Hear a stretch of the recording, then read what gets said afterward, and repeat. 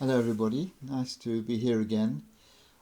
Today of course is Epiphany, the day when we think about the Magi coming to visit Jesus, and the traditional theme for today is that of unity, because the wise men coming from the east represent the wider world coming to the immediate locality where Jesus was born, and so making universal significance of that birth,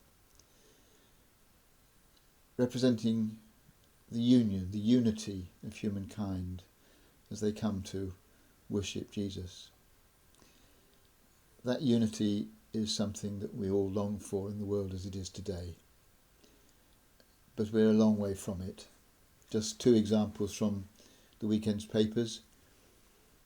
I read that in Britain 1% of the population own 1/4 of the country's wealth, a sign of the inequality and the ever-growing inequality, particularly with the results of COVID.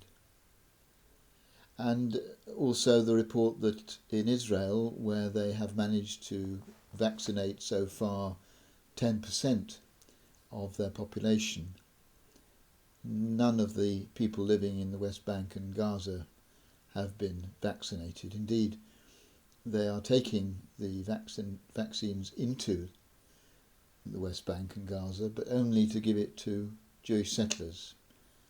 And it's been made plain that those who are Palestinian come right at the very bottom of the list. So the unity of all people living in justice and living in a just and equal society is a dream. But it's a dream worth having, a dream worth holding on to. And for me, dreaming and praying are very close. It's like saying to God, I want this dream to come true, please help to make it so. And I have a picture which I find helps me when I'm having those thoughts, and I shall concentrate on that today and invite you to do so too if you like.